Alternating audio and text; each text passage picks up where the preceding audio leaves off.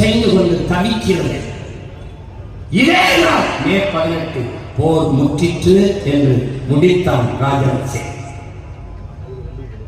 இந்த துயரத்தை இத்தனை ஆண்டுகளாக தனக்கு வாக்கு செலுத்தி தன்னையும் தன் குடும்பத்தையும் வசதியாக வாழவும் ஆழம் வைத்த மாத தமிழ் மக்களின் உணர்வுக்கு மதிப்பளித்து அந்த நாளை விடுமுறை நாளாக ஒரு துயர நாளாக தமிழின மக்களின் துயர நாள் என்று அறிவித்து விடுமுறை விட முடியாதா?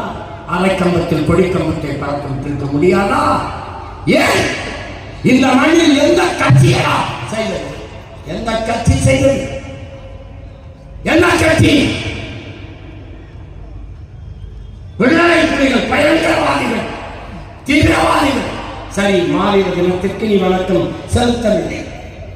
செலுத்து கரிக்கட்டையாக நீங்க பதவி சிதறிக்கிறது. என்னுடைய பிள்ளைகள் என்ன செய்தார்கள்? இந்த இன மக்கள் செத்தார்கள். அவர்களின் துயரத்தில் சுமந்த இந்த மே 18 நாளில் ஒரு வாழ்த்து செய்தியை மாண்புமிகு தமிழக முதல்வர் ஐயா முத்துவேல் கருணாநிதி ஸ்டாலின் பதிவு செய்ததுண்டா? இல்ல ஐயா எதிர்கட்சி தலைவர்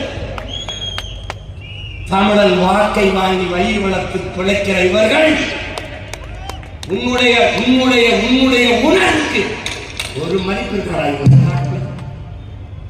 பாரதிய ஜனதா காங்கிரஸ்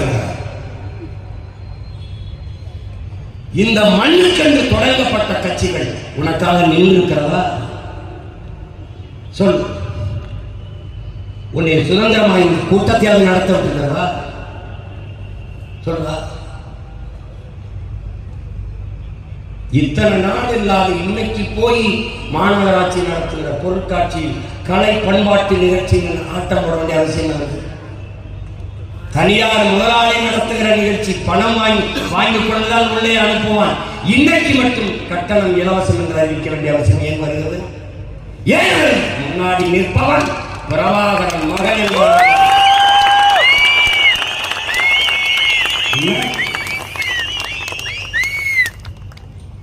கேட்க நாடி கிடையாது.